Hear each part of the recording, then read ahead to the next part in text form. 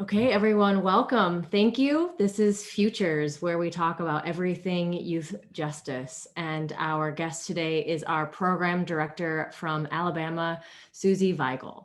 She has her master's in education. She's a registered yoga teacher, and she is currently working on a yoga therapy program master's certificate. So we are so happy to have Susie here today. She's been teaching yoga for 5 years and began teaching trauma-informed yoga at Julia Tutwiler Prison for Women in 2019. Prior to training and joining with Prison Yoga Project, Susie taught English and German in secondary and post-secondary schools in Alabama for 19 years.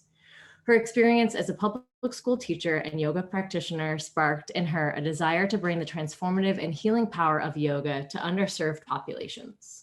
She facilitates classes for incarcerated women, corrections employees, at-risk youth addiction recovery centers, athletes, and private clients. Everyone, please welcome Susie. Thank you so much for being here.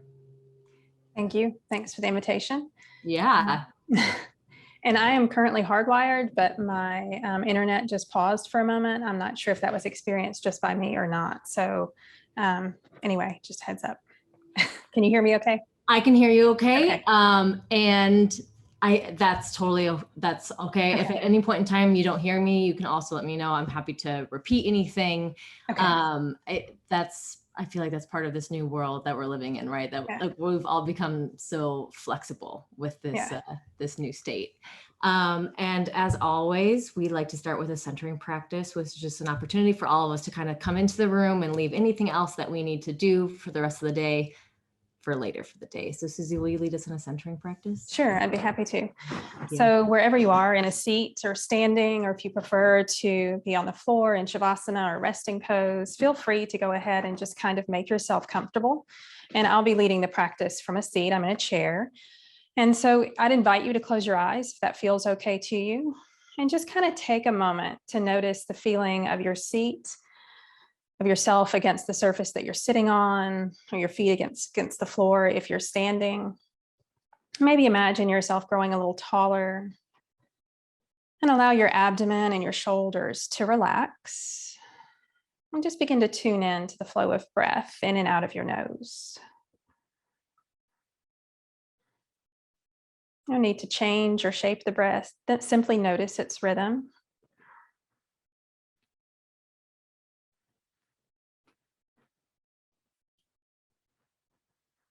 And as you settle in, just acknowledge how you're doing at this moment. You can consider how you're feeling physically, energetically, or any predominant mood or emotion that you might be experiencing. Just allowing yourself to acknowledge what's present for you.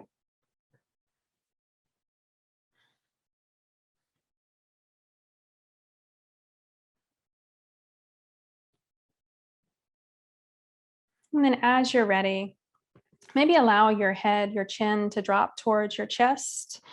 And just give yourself a moment to notice the feeling of the release through your neck. Let your head be heavy.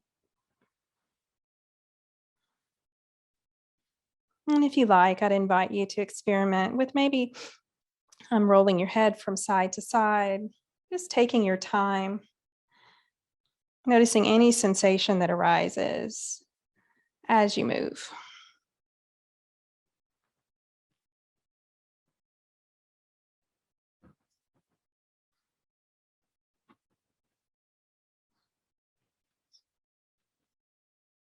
When you're ready, you can allow your head to return to center and take your time in lifting your head back upright.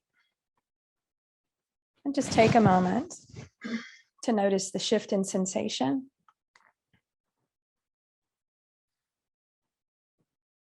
And if you like, you can join me in doing some shoulder rolls. Just begin by drawing the shoulders together down your back, behind your back. Lift the shoulders up towards your ears and then allow them to come forward and down. And repeat those rolls just a few times, taking the movement nice and easy, setting your own pace.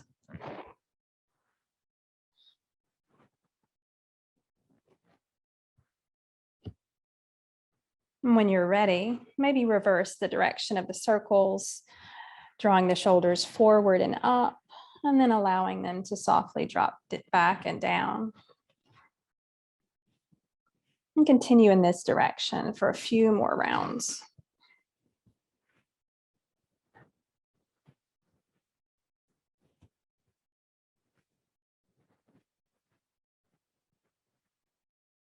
And allow the shoulders to rest on your back.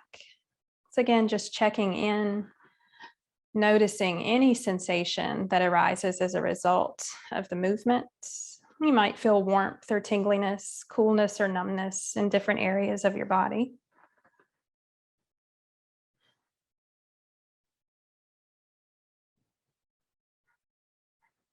I'd invite you to bring your hands to press together at heart center. Just noticing the gentle sensation of one hand and the fingertips against the other.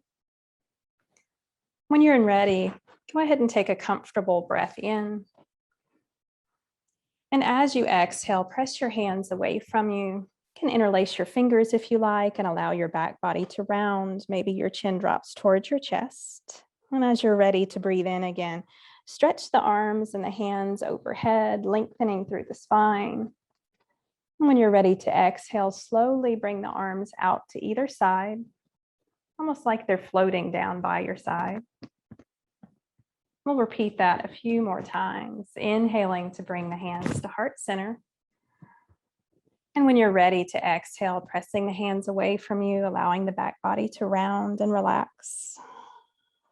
When you're ready for another breath in, stretching the arms overhead. And then as you breathe out, slowly letting the arms float down by the sides. You can continue this if you like, maybe 3 or 4 more times.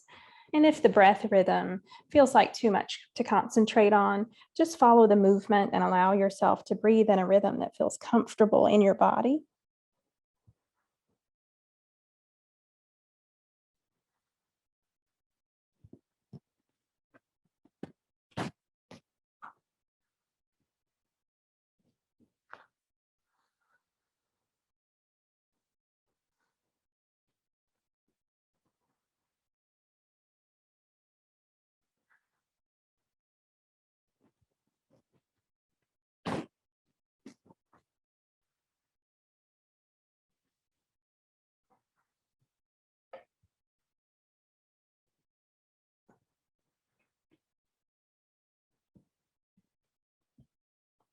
And as your hands and your arms return to your sides, go ahead and allow them to rest there.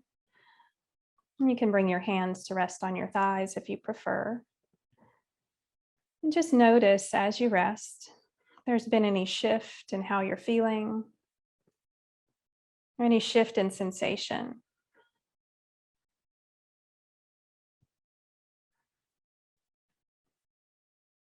Just a reminder to allow yourself to relax into this position, releasing tension in the abdomen, shoulders, face and neck are relaxed.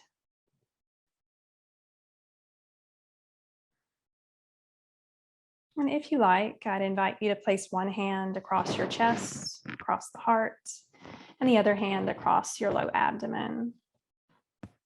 Once again, just bring your awareness to the flow of breath. Just noticing as you breathe, the movement of the breath in your torso.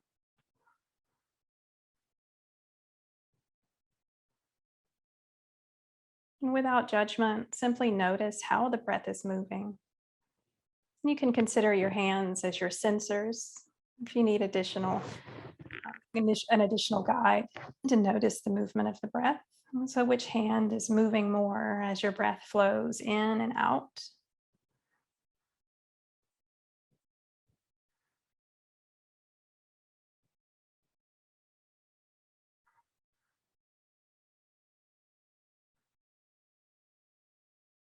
And if you like, you can begin to shape and lengthen your breath in a way that's comfortable.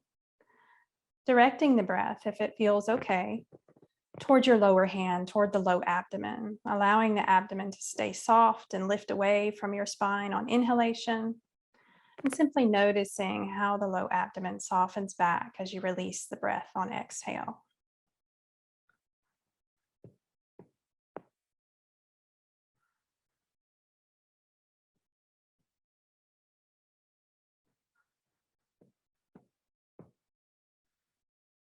You can consider that with each inhalation, you're drawing in revitalization, fresh energy.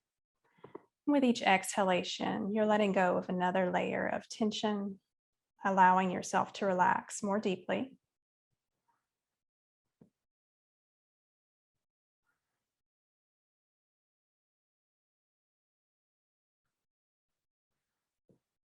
And if it's comfortable in your body, you can begin to make the exhalations even slower, just releasing the breath in a smooth and comfortable stream,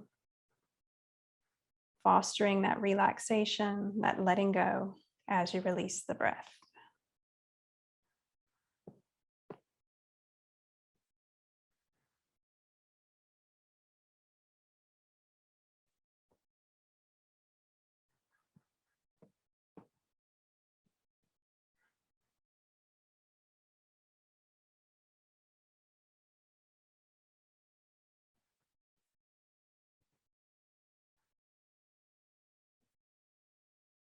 After your next exhalation, allow your breath to return to its natural rhythm.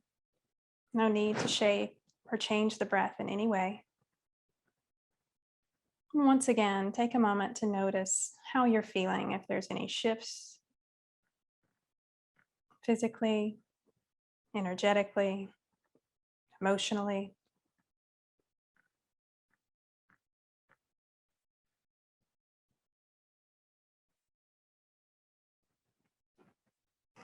If you like, you can join me in returning your hands to heart center and just take a moment to rub your palms briskly back and forth to generate a bit of heat. Once the surfaces of your hands feel nice and warm, you can place one atop the other at your heart center. Just allow yourself to feel the warmth of your hands against your chest. Feel that connection of self to self.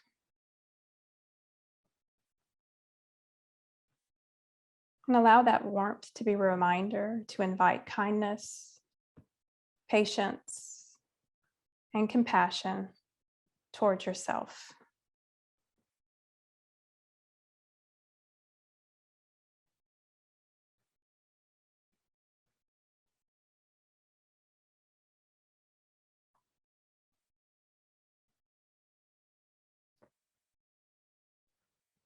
As you're ready, if your eyes are closed, take your time in blinking them open. You can release your hands whenever you're ready as well. So once again, welcome everyone. Thank you for joining. Brilliant, Susie. Thank you so much. You're welcome. Yeah. I know we're just starting the Monday over here on the West Coast, so really incredible. Perfect way to start. Perfect tone to start the week. What's your first memory of yoga? My first memory of yoga is I was attending kind of a cheap fitness club that offered a yoga class sort of on the side. And my memory is that it was forgettable. I remember being there, but it didn't resonate with me. So my first real experience was while I was a high school teacher. It was in 2015 in fall. And I went because it was a yoga studio that offered like a 30 for 30 deal. And I had a friend who had been nagging me to go for years. And I had been kind of ignoring the friend. And I had a running injury and I knew that I needed to do something else. And so I went to this studio, and the experience of that class, I can't tell you exactly what we did, but I know that when I left, I felt a shift that I had never experienced in an exercise of any kind before, and that I wanted to stick with it. And so that was the first yoga class that stuck. The previous one was probably around 2012, 2013, and I kind of ignored yoga for a while after that. Yeah.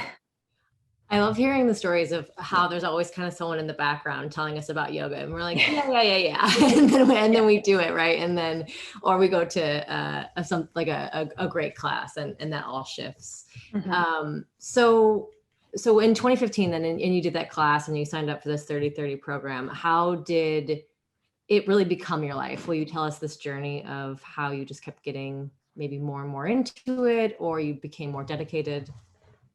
Yeah, sure. So in fall of 2015, I had, that was my second year back as a high school teacher, and high school teaching. So I know the school years are starting. Please send love and compassion toward all the teachers out there because they need it. It's a stressful, high stress job. And I loved parts of it. Other parts of it, you take home with you. It's in coping with family and work and papers to grade, all of that kind of thing. I was overwhelmed. And also in the spring of that same year in March, I had lost my mother to Alzheimer's disease. And I was sort of still reeling from that loss. And what I found in yoga that I did not expect was this emotional aspect that I now know is healing. At the time, I don't think I identified it as that. It was just an emotional release that I had not expected, but knew internally that I needed. And so that emotional connection, in spite of the fact that the physical practice I also found rewarding, was what kept me going back, and it reduced the stress that I was experiencing, or helped me better manage the stress that I was experiencing both at home, which, as a mother, that's my favorite, the favorite role I've had to play in my life.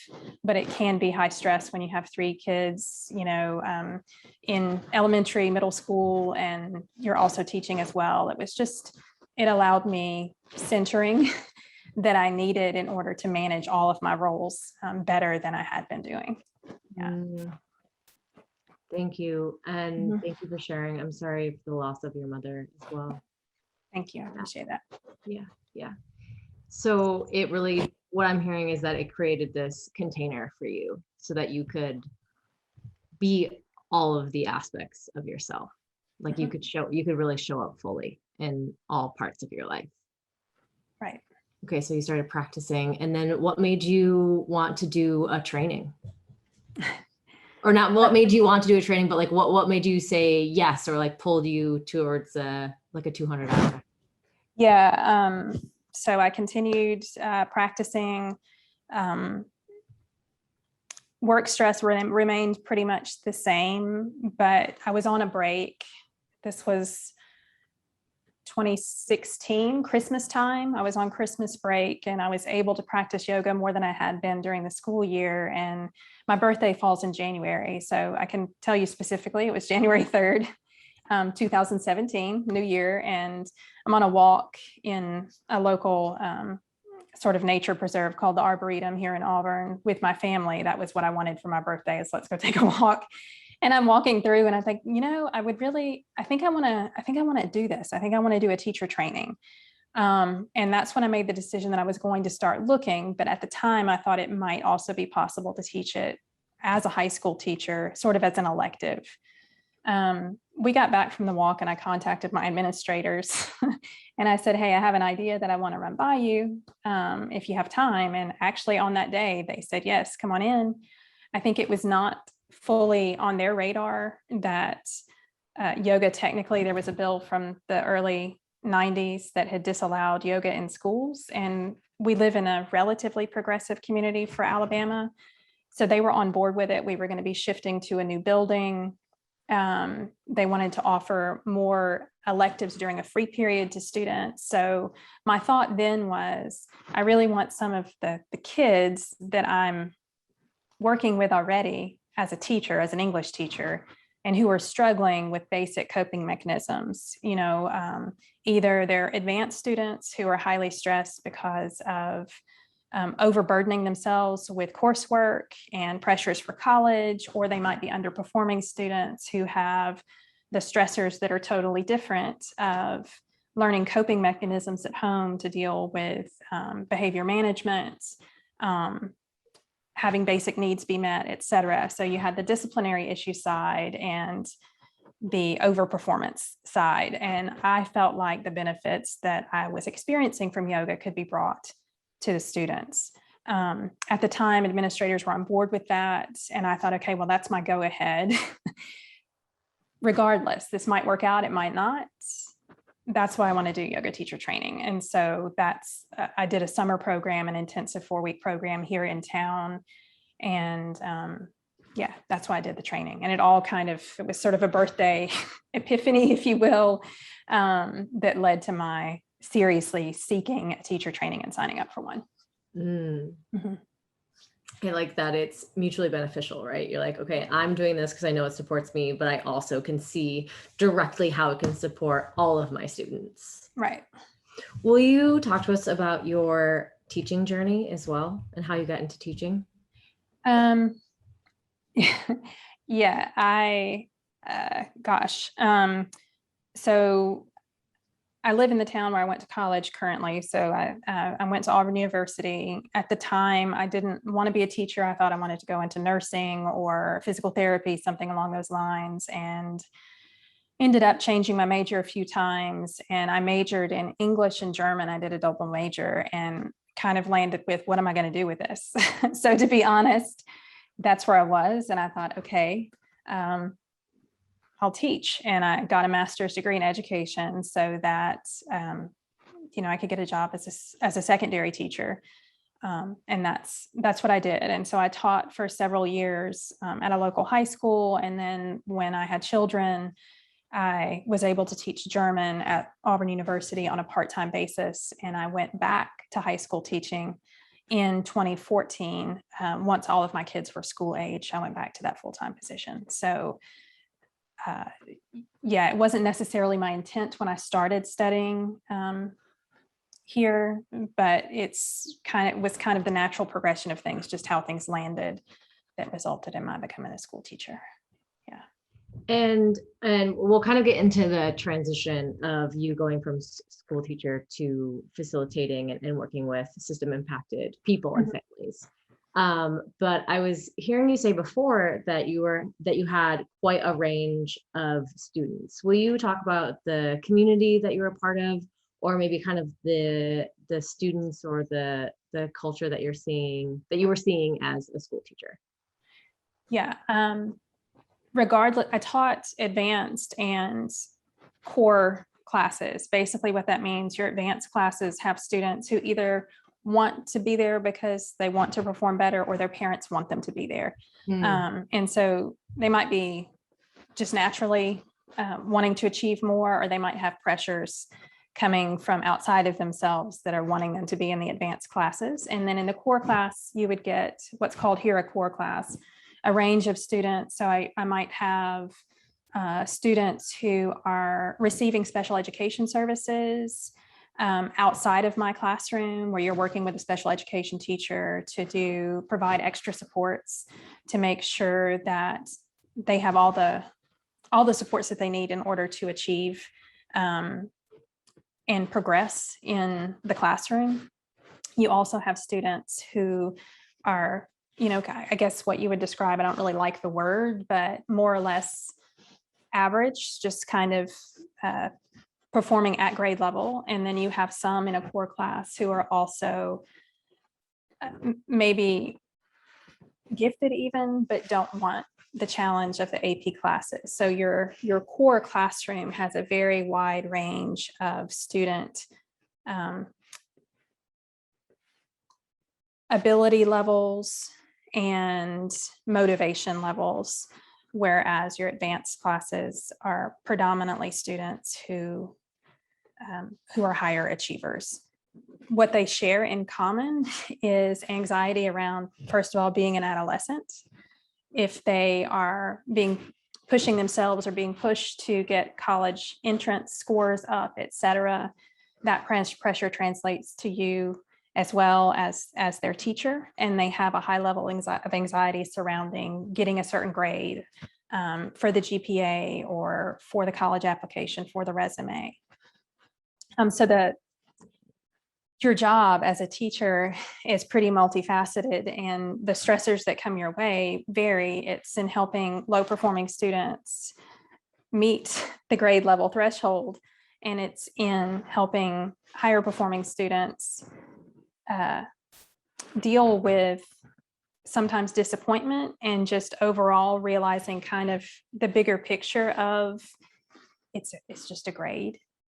And, again, at that point in time, let's just breathe through this for a moment and realize the bigger picture, and understand that what's really important here is not necessarily the outcome, but the relationships that you're building with your peers, with your classmates, with your teachers, and the skills that you're learning in order to manage these different responsibilities. I don't know if I've gotten to the point that you asked me exactly, but yeah, you have a wide range of students and a wide range of goals depending on who you're dealing with. And what they all have in common is generally, what many students have in common is experience of anxiety. The source of that varies from student to student. Did you have an opportunity to do yoga in school with your students? Did anything end up transpiring? Yeah, when we moved to a new location, they built a new high school because we have a large population and we needed a larger space. We had a free period that surrounded the lunch block. And so there were 3 of us at the high school that were trained yoga teachers. And so we alternated 3 times a week. I think it was Monday, Wednesday, Friday, I can't remember, where 35 minutes, we had a room where students who wanted to could come in and practice yoga. At the same time, it was short, but it was very helpful. So you might have an athlete or 2, you would have just, students who were interested in yoga come in, and we also served students from a special education classroom who came in. So it was a mix. It varied week to week if you had 1 or 2 or maybe 5 or 6 students, but it was a nice little community that developed. And at that time, I also felt the freedom to use the breathing techniques in dealing with students in my own classroom that might have struggles with discipline issues or might come in angry for some reason or another, or also test performance anxiety. I would lead a breathing practice for the entire class, just with extended exhalations to sort of release tension and stress and increase focus before, the test actually happened. So for a while it did, we were able to teach yoga and it worked quite well. Yeah. Amazing. Yeah. And maybe, not that we're necessarily result-oriented people, but what shift did you see in your students when you gave them the spaciousness, or you cultivated the time to do some breathing practices before tests? Like, what were some things that you saw, some shifts in your students? What I'm thinking of now is kind of a playfulness and a camaraderie that arose. I'm sure it helped to shift their attitudes toward maybe me, maybe the subject, maybe each other. But I'm smiling now because I'm just remembering a couple of the instances when we would do a breathing practice and there was a conversation that was had around it. I can't remember the details of it, but I think I'm smiling now because it made me smile at the time. I think the tool of the breath, especially those with performance anxiety, was something that was brought back up to me as being helpful for them, not only in my class, but in other classes. Yeah, that's what's coming to the forefront in my mind right now. I ended up also working with specific groups of students, like the baseball team, as a result of teaching yoga at the school. And I did a free class for teachers after school as well. And I think that's how that actually arose. So, and I still work with the high school baseball team where I previously worked, and I'll start working with volleyball as well this coming school year. But it's helpful. Yeah. Amazing. I love that idea that brings up this playfulness, right? Because it's like, it's balancing that stress or that anxiety. Like, oh, okay, like it's taking that pressure away, or at least subduing it maybe a little bit. Right. Yeah. Will you tell us about your work with the baseball team and how you facilitate or what you do with them? Yeah, we do mostly stretching. And actually for a while we called it just stretching because if you're from Alabama, or you kind of know what happened here with with the legislature, it was brought to the attention of the powers that be that yoga was actually disallowed at some point. So when I worked with the baseball team, we did basically yin style. We do still basically yin style yoga with some variations, some somatics that I mix in there to complement the other things that they're doing, like, you know, their weightlifting, CrossFit, et cetera, to sort of balance things out. I started working with them in the 2018 season. Yeah. And we do the breath work. We would do stretches with accommodations for them, you know, many physically speaking experience, even though they're athletes, tightness in the hamstrings, you know, sort of shoulder restriction, especially if they're dominant with one side. So we would do targeted stretching to focus on those points, but also a considerable amount of breath work for the same reasons that I just mentioned, the same types of things that I was doing with my students to increase focus and allow a relaxation response. Yeah. Previous to games or in stressful situations. Yeah. And they ended up winning the state championship that year, which was nice. It wasn't due to me, but it was a nice thing to be part of. Yeah. I hear that you are integral in this, right? Like you were giving them support through yoga. Yeah, I hope.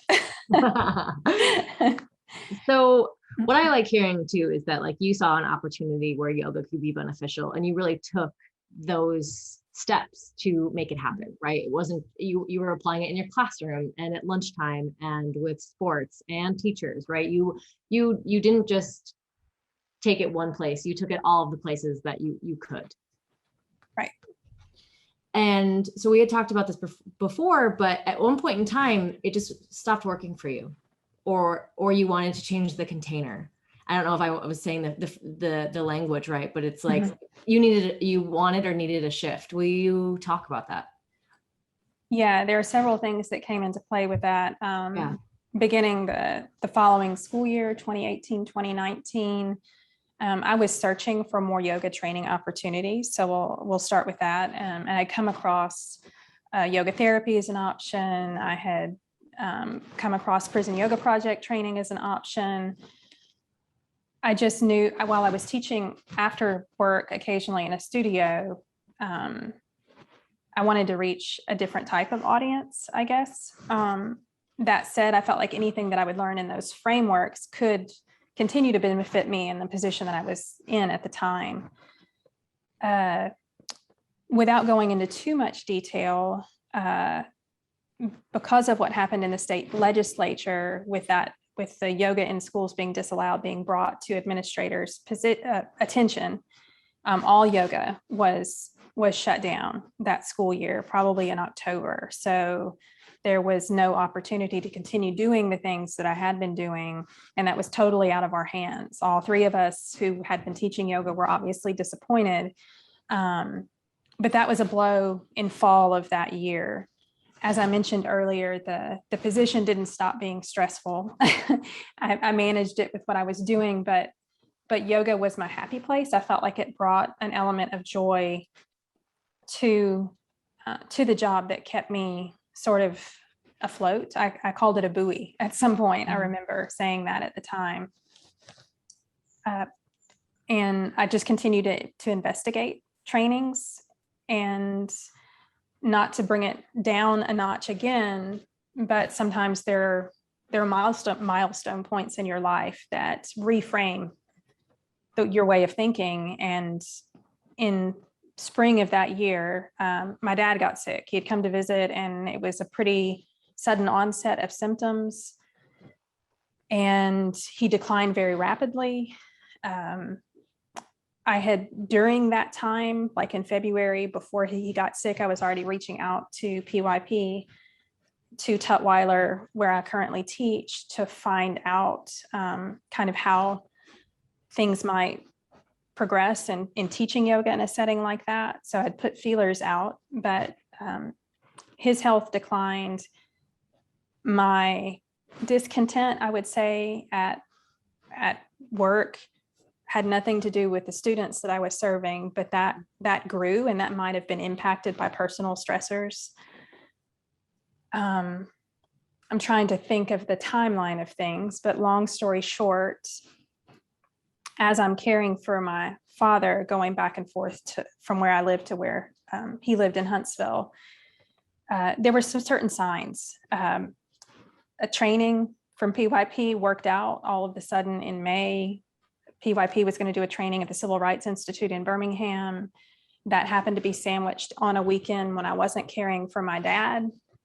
I had gone to visit him the weekend prior, and on the front page of the news that was in his driveway that morning was Tutwiler and reform.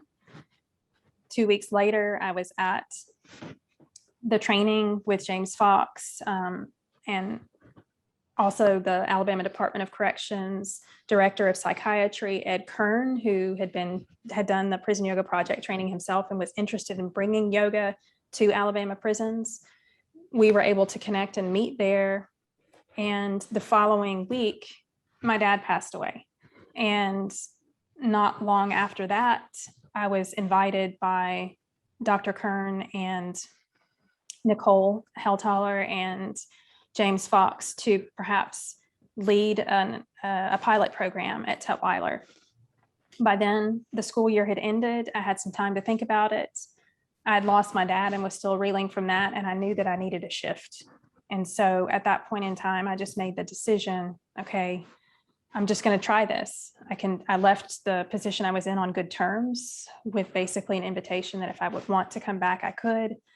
And I needed the space and the time to do something different. And I guess that's what's landed me here. You know, it sounds like there are so many beautiful gifts that were given to you, right? All these signs, and then the opportunity, right? And that you were held in that opportunity, and you had a fallback, right? You're like, okay, like I can follow my heart and know that I'll be supported. So, right. Yeah. What was this pilot program that you were asked to create? Actually, Barbara is here as a listener. Barbara and I led the program together. I think we began in October of 2019. It was a 12-week pilot program, and we alternated lead facilitating for that program, and it went really well. We collected data at the beginning of the program and at the end to compare how participants were doing with stress management, just feelings of overall well-being, physical benefits, emotional benefits, and also how those were translating. Basically, what the survey got down to was how that was translating into interpersonal relationships within the prison setting as well. The results of those came back very positively, and we then continued programming starting again in January. So we ended the pilot program, I believe, and Barbara may remember, I think it was on New Year's Eve of 2019, December 31st. And then we took a break for a week or two and then started things up again in 2020 for I think about 6 to 8 weeks before COVID changed things. And so we had 3 programs for inmates at the time. So our one pilot expanded into 3, 2 on the main campus, and then there's an annex that's slightly lower security that Barbara led. And then we also started a program for staff at that time. And so Barbara, who's here with us, taught 2 classes for inmates, and I did 1 for inmates and 1 for staff. And then in early March, everything was shut down due to COVID. And this was at Tutwiler. I know that you teach at several facilities. So this was specifically for incarcerated women. That's right. This program was. Okay. And how many women went through your program? Oh gosh, I don't have the numbers off the top of my head, but I would say that, without counting, total number who were potentially impacted at that time was probably anywhere from 40 to 60, somewhere in that range. Some stayed with the program, most did, but some would, for work reasons, or sometimes there's facility transfers, you have participants drop off again. So it's probably closer total to the higher number. But for people that kept coming back, probably more in the around 50 range. Incredible. Mm-hmm. And at some point in time, you also started working with system impacted or incarcerated youth. Will you talk about those opportunities as well? Yes, I'd be happy to. We, after programs were paused, I guess, because of COVID, I began meeting with Nicole and a couple of other program directors to sort of brainstorm ideas for how to still continue reaching facilities and participants in spite of COVID circumstances. And we did we participated in a Giving Tuesday fundraiser that May that gave Prison Yoga Project Alabama, if you were a donor, thank you for your donation. What that donation went to was basically purchasing a Zoom account for PYP Alabama. And with that account, with the confidence that I had money to purchase that account, we'll say I reached out to a local youth development center, Lee County Youth Development Center. And they house a number of programs for youth, including an alternative school, youth detention center, but also basically, I guess the best way to describe it is rehabilitative programs that are residential for different groups of adolescents. And so the director there was very receptive to the idea of bringing yoga to a couple of those residential programs and just sort of seeing how it went. And I and another facilitator named Allie started off with a pilot again of 2 classes. So we could kind of determine what group was best suited, or perhaps both, to the yoga program. We did a 45-minute class during that pilot, lasted about 8 weeks. And then at the end of the 8 weeks, we were able to get a contract with them for continued Zoom classes for one group in particular called Voyages, which focused on adolescent girls that were basically there for anything from just added support, more structure, and perhaps behavioral things that they needed help with. So it also offered mental health assistance for those participants. And we ran that for several months until, because of COVID, enrollment became so low that program was paused as well. But it was a good experience. The funding from the Giving Tuesday program allowed us to be able to do that through Zoom. And, that hopefully will return once enrollment is back up, depending on how things go with the Delta variant situation. I think you're on mute. I think you. I have kind of like back-to-back questions, right? Yeah. So will you tell us a little bit of what the juvenile system looks like in Alabama? Because I know that you have these different centers, and maybe one just needs one program or people need more support. And then the next thing I want to talk about is willingness for these programs, right? That you just approach them and they said yes. So I feel like they're kind of this container that I want to get into. But yeah, just the overall looking at the juvenile justice in Alabama. Okay. I can only really speak to the juvenile justice as it pertains to Lee County, where I currently live. And Lee County Youth Development Center is a bigger campus that does house the youth detention center, but that wasn't an option for us, I think, probably because of Wi-Fi issues. It also houses what is called alternative school here in town, known as Chanticleer, which serves all of Lee County. And what that means is if you have in public schools, if you have students who continue to either struggle academically to the point that they're not able to progress to the next level, or there are consistent behavioral issues that prevent their success, then they're often, or sometimes excessive absences, then they're often referred to Chanticleer, the alternative school, basically as a more structured space for them to complete their coursework in a more timely manner. So alternative school is like an in-school suspension taken to the next level, taken off campus. Additionally, through the Department of through child services, right? Depending on what happens in the juvenile courts with family dynamics, whatever issues families are going through, adolescents might end up in one of the residential programs that I've just mentioned, sort of as a group home, which is more antiquated language for the residential services that we were able to provide yoga services for. And they group them typically by gender and maybe by age. So there's a group, for example, for more late teens, young adults. There's a group for mid to older teens, and one for females only. And there's one that's kind of a mid-range, but they separate the group into boys and girls. And that's how it works here in town, but I'm not sure if that's consistent throughout the state.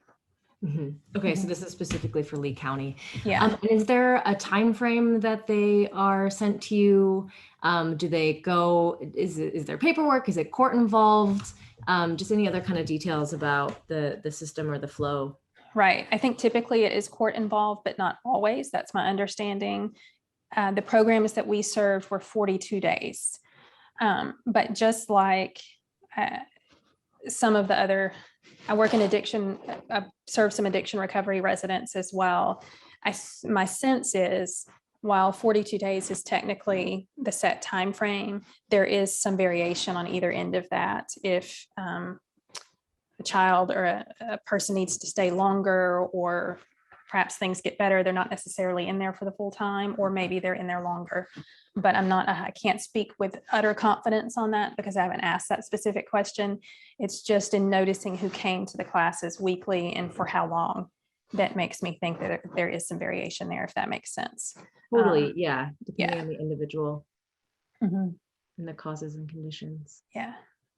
And so when you approached this alternative school and you approached this program, will you talk about that and their willingness or their hesitation? Yeah, the program director, or the director of the Lee County Youth Development Center, I reached out to her directly and basically just provided an introduction of my experience in education, status as a yoga teacher, a combination of that, serving youth as a high school teacher in the area that we're living in, and also explained sort of the benefits of yoga for that age group in a nutshell, which is not just for that age group, it's for all of us really.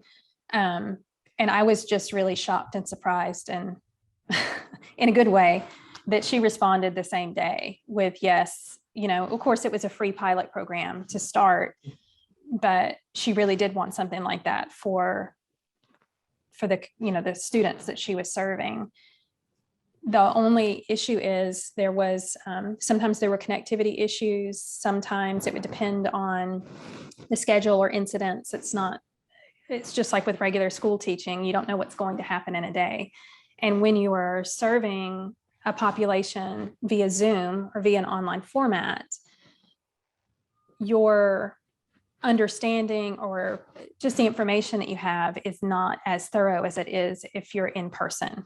So there sometimes were inconsistencies that arose, which is expected, but it would depend. You might, the main teacher might be out, then there's a substitute there. They don't know that yoga is supposed to happen, so then they don't come for a day. There are issues like that, like there might be in a regular classroom when you leave the substitute notes that they're not really familiar with how the school day works, et cetera. And sometimes there are incidents on campus that prevent things from happening on schedule like they should, but that's also to be expected in any kind of environment like that. So my point is, while the director was and still is very supportive, there are sometimes underlying circumstances like enrollment, lack of enrollment, consistency with those who are responsible for getting the students there to the yoga class each week. Those are kind of struggles that you have to deal with And then there's the consistency of Wi-Fi issue, which exists for all of us. Yeah. Which we're all feeling. Yeah. And so I feel like there was this match, right? That like you created this container for her and you were like, okay, like here is the offering, right? One, that you made it a free pilot program, but that if you were to like this program and it was great, then we would create a different relationship, right? Right. I know that we have a lot of people in our audience who are looking to create programs or pitch programs to different counties, communities. What do you feel like made her say yes? I think it may have been her recognition that any type of new experience for the populations that she's serving that could enhance or add tools to the coping skills of those adolescents, if you can, and that's kind of how I pitched it, if you can reach and teach those things early on, the outcome for everyone involved, the potential for a positive shift is so much greater. I think she recognized that. In addition to that, I'm sure that it didn't hurt that I did have a number of years experience in, well-received public schools in the area as a teacher, and who has experience with the ins and outs of your professionalism and the do's and don'ts of student-teacher interaction.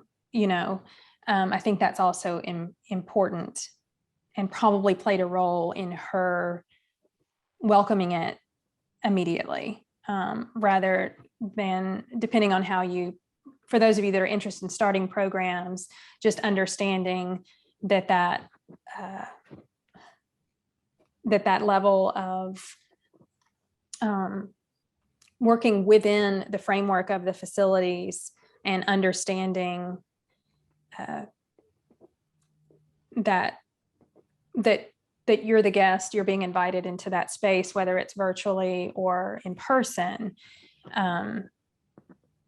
Just knowing that there is kind of a, I'm losing my words here. I'm trying to figure out what it is exactly I want to say, but really just emphasizing the level of professionalism that's necessary in navigating those relationships.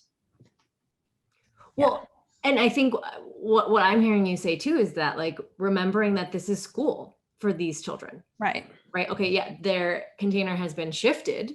Mm-hmm. And now they live here, they do extracurricular activities, but the main focus still is school. These children are being educated, right? So that you have that understanding and that container, and that maybe a potential yoga teacher isn't coming in. It's not a yoga studio setting, right? Like remembering that this is school.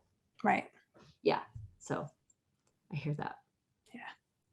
And what is will you share with us the status of the program and programming now? I know that we have the rise of the Delta variant, and programs that were open are getting shut down. So what's happening in Lee County? Okay. In Lee County in particular, right now, we are at we're on red, as far as the Delta variant goes, and hospitalizations, et cetera, are near capacity, if not at already. So we are certainly on alert. With the Lee County Youth Development Program in particular, their program director, not the director that I spoke to, but the program director has been out for a while. And I'm just in the process of waiting to hear back from her about how things will, or if they will, progress. We had hoped to return to to actually go in person to Lee County Youth Development Center, because everything we had done was virtually. And while virtual is great, and I'm so happy for the opportunity, there is a difference, and we all realize that now, of being present physically in the space with the people that you're serving. So Allie, the other facilitator, and I had been looking forward to that, and hopefully it'll still be a possibility eventually. But for now, that program is still on hold. until we hear back from the program director. As far as Elmore County, where Tutwiler is housed, they're in a similar situation, as well as Montgomery County, where the Alabama Department of Corrections is housed. We are, that said, scheduled to go back in person to Tutwiler tomorrow, but are waiting in light of the Delta variant situation just to get confirmation that that still is the case. So as of this morning, I hadn't heard back yet. So we'll see. It's possible that in-person programs will still happen tomorrow at Tutwiler, but it's also possible that they might be postponed and shifted. So in this Bardo period, right, just of waiting. Yeah. Yeah. Thank you so much, Susie, for sharing all of your stories, right? I really love hearing this evolution for you and this journey of really working with youth and how yoga was this gift for you. And you just saw that everyone can benefit from this, right? Like you really just saw the opportunity and then you took the opportunity too, right? It wasn't just like, oh, I see this and I think that this could be great, but I hear that you really took a lot of energy and effort and momentum to make it work and to make it happen for your community and your students. And I think at this time we can open it up for any questions that our community has. So how we usually do this is there's a Q&A box down at the bottom of your Zoom link, or like your Zoom box is the word I'm looking for. And you can type your questions in there. So any questions that you have for Susie of her teaching journey, any questions that you have about starting new programs, and any advice maybe that you're looking for, we can start with some Q&A and we can give it a minute, and I can always ask more questions too.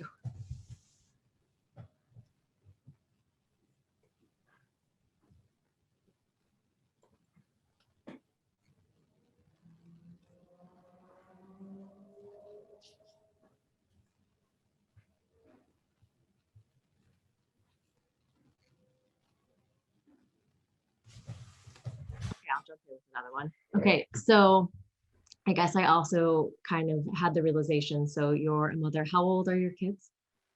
18, 17, and 14. Amazing. Okay, so were they also learning from home last year too? Yeah, they all three of mine ended up being virtual learners last year. Yeah. Okay, so you had 3 virtual students at home while you were also teaching and working. and doing your program, and you're doing your yoga therapy program.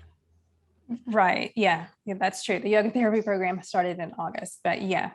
So it was interesting. And we also have a pet. And so as you see, yes, my dog has not been, I'm surprised that she's been pretty quiet and hasn't come over onto the screen. But yeah, it was a whole learning curve for all of us.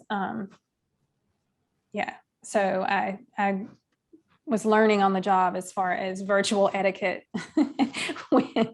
when you have many things in the space that you're using and others in the space that you're using that you need to navigate. And yeah. Yes, and thank you everyone for your patience on Bella. If I were to like shut my door, she would aggressively run into it.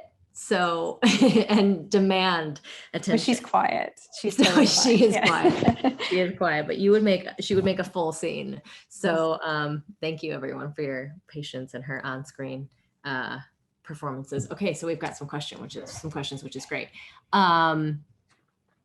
Great. So I think it's pronounced Gopi Anna Ali. What would you tell those who are considering becoming a PYP teacher? Thank you for this question. What advice would you give us? First off, take a look at the PYP community website. They offer currently a virtual training right now, which is really phenomenal. I've done both the in-person training and the virtual training. And I can say with confidence that even though we sometimes wonder about the virtual programs, you really will not be missing anything by joining virtual. It is a thorough and really personable approach to the PYP introductory training that I took as in person originally in Birmingham. So take a look at that. I would highly encourage you to sign up for that, to prepare yourself to be a facilitator. Keep an open mind and know that you'll learn plenty of things about trauma-informed yoga, best practices, etc.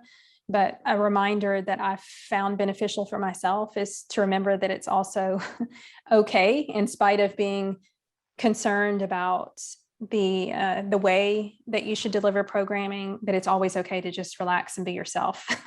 So that would be my answer to your question. I think it was, I forgot the first name. Oh, Gopi. Gopi. Thank you for the question. And thank you. That's also how I got involved with Prison Yoga Project as well, was doing our foundational training online. And I was so impressed that I reached out to Bill and I was like, hey, do you need anyone else? And I just kept making a case for myself. So again, thanks Bill for bringing me in on the team. But I really think that our foundational programming is incredible. And it's not really just for yoga teachers, right? It's beneficial for teachers or anyone that's working with students or maybe system impacted families, or anyone just wanting to get kind of an overview on how our system works and the people that end up most likely being incarcerated or most susceptible to being incarcerated. And what I really like that you also touched on, Susie, is that it's not really about being someone else. It's really giving yourself permission for your own authenticity, and you can come in as you are and facilitate, and that's perfect, and that's enough. Awesome, thank you. From Anna, how did you find team members to work with, other yoga instructors who are trauma-informed and willing to serve? Great question, thank you. Yeah, that is a great question. In that sense, it was beneficial that we had met other people in the area at that initial training in Birmingham in May of 2019. So that's where I met Barbara, for example, who is facilitating with me at Tutwiler. Outside of that, some of our current facilitators weren't part of that training. And so it's a matter of, once you start doing it, just being open about what you are doing. Even here in Alabama, where it might not be expected, you would be surprised the number of people who are really enthusiastic about the possibility of offering trauma-informed yoga to underserved populations, be that in prisons or jails or youth development centers or in schools, etc. So it's met with a lot of enthusiasm, and you sometimes meet yoga teachers in that framework that, while they might not have been trained through PYP, they have some trauma-informed experience. Also, I'll put another plug in here for PYP, is even if you have people who are interested and they love yoga, they're practitioners and they want to teach yoga, but they don't yet have their teacher training. PYP recently launched a yoga teacher training that's currently underway right now. So I don't think it's possible to join at this point in time, but I'm sure that there will be another round. And then you can sort of combine that foundational training with the teacher training and encourage those that you might want to work with in your community to sign up for that. And then you have, you can kind of build your facilitator community and everyone can be ready to go. I love you so much, Susie. Thank you. And Jen, who is one of the creators and the facilitators of our 200-hour yoga teacher training that's also service-oriented and heart-centered. It's really this whole yoga teacher training that is created and crafted for teaching yoga outside of a studio session or studio setting. And so Jen, I think she might still be here. So Jen is one of the creators of this program. And we are currently running the program and we're looking for dates for next year as well. And so you can, through our training, I'm dropping a link right now, you can kind of sign up to keep updated on when our next training is. So if that is something that you're interested in, or maybe you know someone that you want to be more trained, they can kind of sign up for our waiting list or our information list. So yes, thank you, Susie. Mm-hmm. Okay, next question. I love that we have so many questions. This is great. Okay, next question from Nadine. How have you tailored your teaching depending on the students that you have, and what have you learned from your students? Beautiful. That's a great question. And I think it's actually, you usually learn more from your students than you ever expect. So keeping an open mind and sort of a level of curiosity when you go in. And I think someone reminded me, I actually think it was Nicole, who's on the PYP team, of it's much more important to go in from a centered place than it is to go in with a plan even. That's not to say you shouldn't have a plan, but sometimes some of us anyway, go in with such a defined idea of what it is we want to accomplish, especially if you're coming from, a lesson plan type mentality, if you're in education, for example.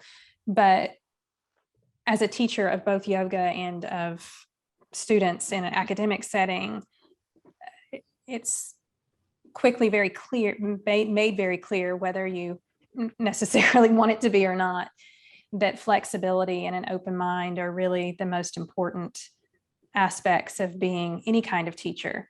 And so, obviously, if there are physical injuries that you might want to be aware of that you need to address, you can, sort of allow participants the opportunity to let you know that information if they are willing and want to.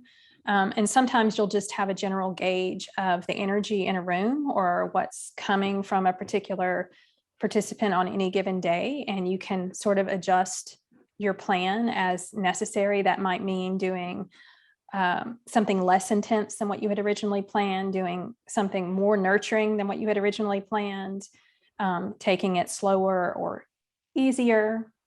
While typically it's suggested to kind of keep the framework of a class the same, there might be days where you need to shift something in how you start, etc. I'm not sure if that's specific enough of an answer to your question. And I can get more specific if you would like for me to. But it's kind of using the same skills that you would use in teaching. Well, I don't want to say in teaching any class, but really going in with an open mind, being willing to change your plan and adapt accordingly. And also, especially in working with youth, allowing a conversation even during the practice, especially if we're trained in studio yoga, we're thinking it has to be, it's a quiet practice where you're following the instructions throughout and it's not really conversational, right? In working with youth, that shifts especially. And so there might be something silly that happens. Allow yourself to laugh and go with the flow. Allow opportunities for the participants to tell you their favorite things and their least favorite things about yoga, or ask at the beginning if there's any requests, even depending on the day. I wouldn't necessarily say that that's something I would do every time I taught a class at the Youth Development Center, but oftentimes they might have a question for you that shifts your plan, that will give you information that you didn't previously know about their situation, and you can sort of adapt things accordingly. I agree about the flexibility, and I love that. I love Nicole's saying of not really necessarily coming with a plan, just coming in centered, right? Mm-hmm. Like, that's it. Because if you're coming in centered, then you're able to read the room, and you're like, oh, you know what? Actually, these students need something else today, right? Not what I really have like planned. Exactly. And I think with that too is just like, the more tools that we have, the better equipped we are to be flexible, right? You're like, oh, okay, like this tool's not working. Let me just reach in my bag and I know something else that will be great. That will be great for this community. And I have another plug too, is that I think it's Friday. Friday, we have a crossover training starting with Yoga Ed. And so it's specifically working with system impacted youth. I did their regular RCYT training, and it's basically broken down into 3 different classes. It's children's, teens, and trauma informed. And by going through that training, I felt like it expanded me in a way that I could step into any space and teach yoga. I felt like I had all of the tools that I needed, and a lot of teachers end up going through yoga ed as well. So it's this really nice blend of people that are yoga teachers and people that are just academic teachers and coming together and kind of sharing wisdom and opportunity. So I'm going to drop the link in here as well. And I think there are still a couple spots, and you can sign up for that unique training that we're offering too. Okay, and then we had a question before we lose it in the chat. Oh, and then I have a comment. Let's read this from Jen. Okay, from Jen, this is regarding the YTT. Hello all, yes, we will be releasing dates for the next YTT in the next coming weeks. Current participants represent individuals from 6 time zones and 5 countries. Half of the participants have taken a previous 200-hour teacher training and have been called to serve marginalized communities, incarcerated individuals, veteran populations, youth, and those in recovery. Great, Jen. Thank you for that container. And then we have a question from Myra. Hi, thank you for sharing your time. I would like to know any recommendations with bringing more yoga to youth in schools or community centers for BIPOC communities. I'm in San Diego, but originally from LA, and know that I would have benefited from this at an early age. So any recommendations for bringing this programming to community centers or schools?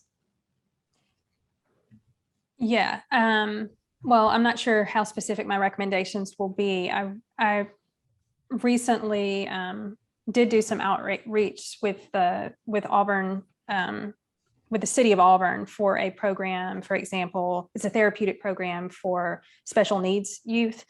I think the first step, as always, is just open communication.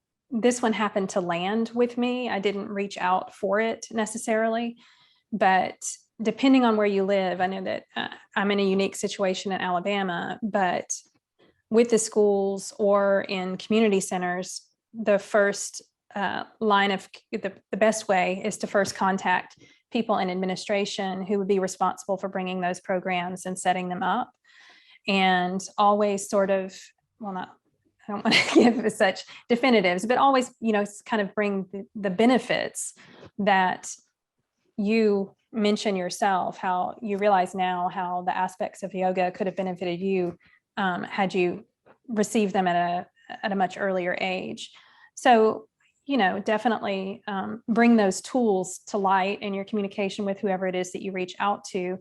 And sometimes offering a free class or a few free classes as sort of an experimental period where people can get an idea for what it is, what it feels like, allowing them the opportunity to experience before they technically sign on for a longer period of time can be very helpful in getting programs started. And what's kind of coming to me intuitively as well, and I know that you teach for a lot of staff too. I know that you taught teachers as far as staff, and then you also teach for corrections staff as well, right? That's right. Yeah. Yeah, we have sort of a virtual adapted program for staff at Tutwiler going right now that's worked pretty well. And what's the question? Was it in relation to virtual or just in general? So this one, I think it was just, we're in the chat for this one. Looking,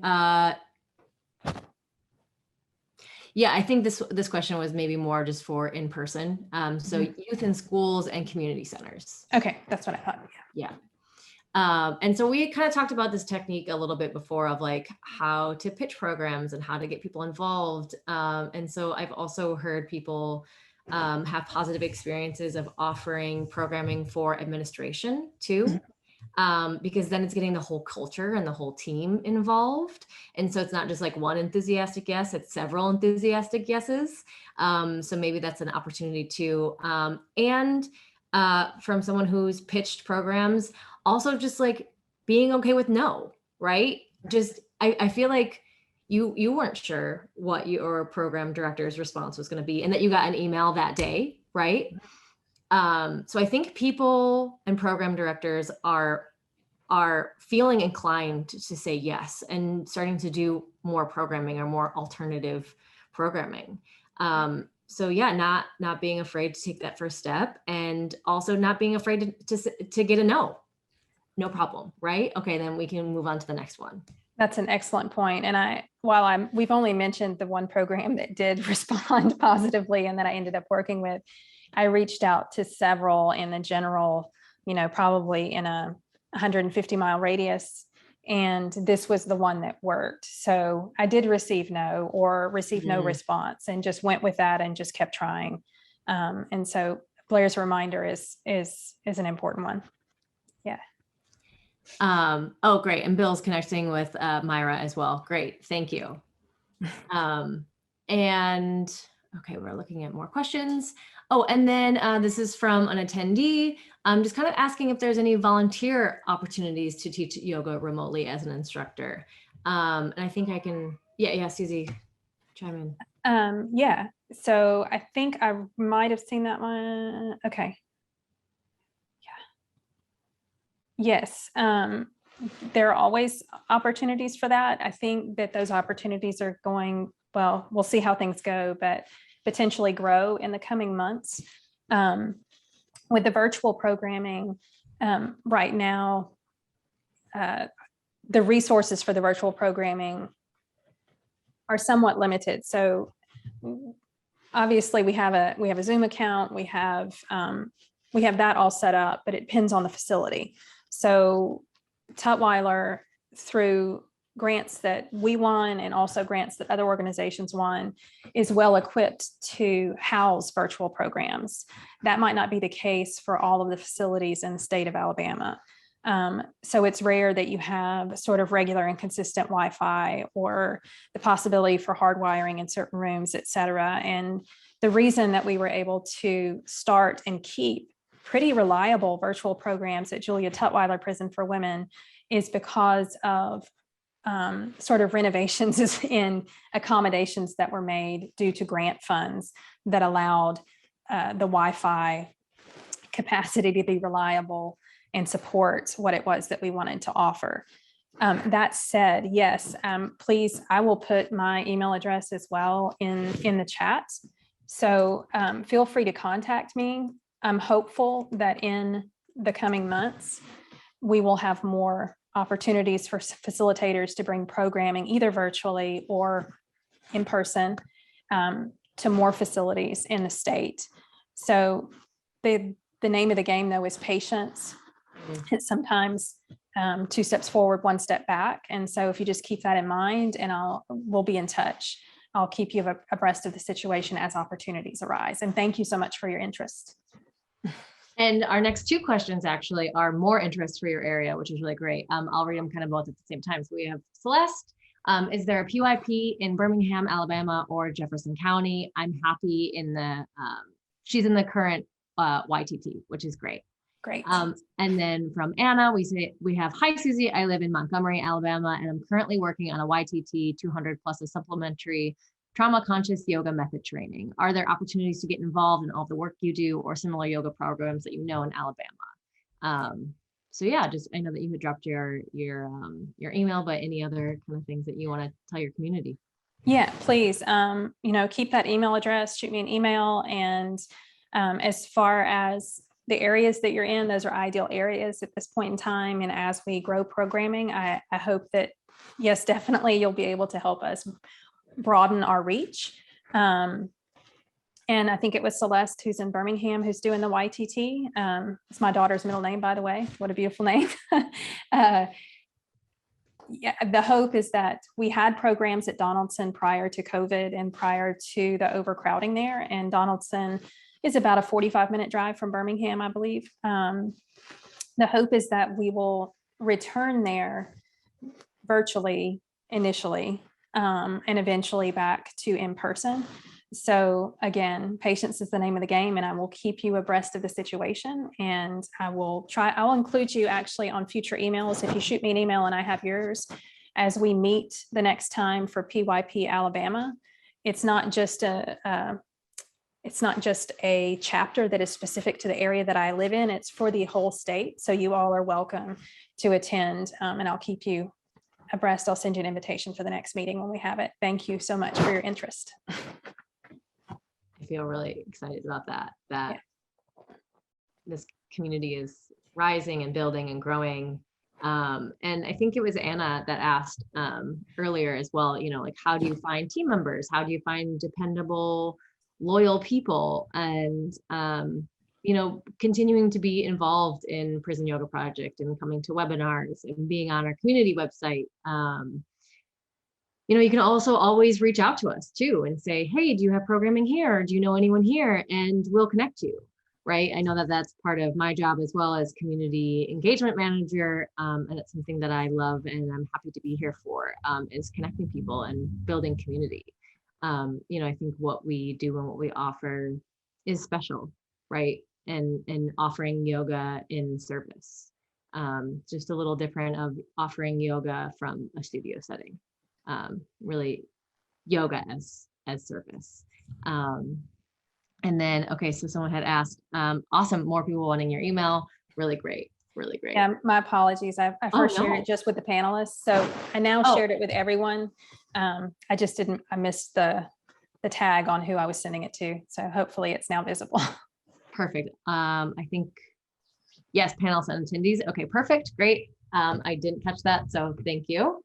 And I think we have time for maybe one or more questions, or Susie, if there's anything else that we didn't cover today that you want to share with our audience, or anything kind of that came up during the questions you want to share.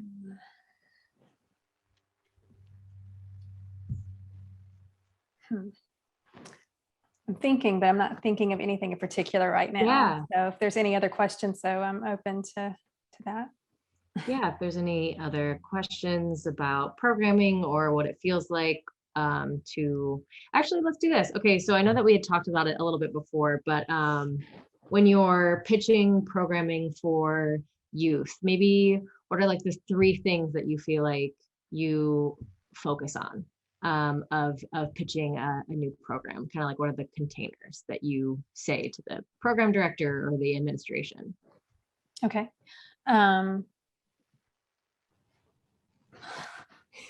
3 things.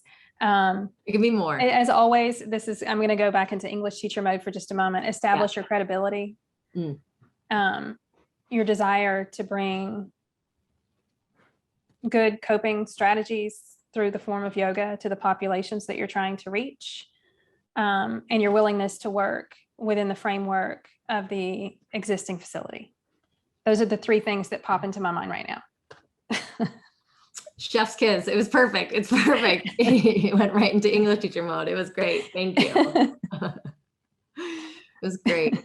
Not getting any more questions, but we'll just give it another moment. Thank you so much for taking the time today. I'm glad that the timing worked out well, that, maybe tomorrow you're going back in, and yesterday you finished and finished your big paper, right? Your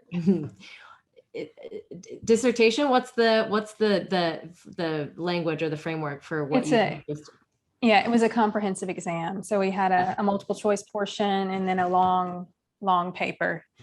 And so that long paper I finished yesterday and submitted. And so even though it may be visible, I get a little nervous in the face-to-face settings when I'm sort of on the forefront, but the relief of that has put me in a much more relaxed state.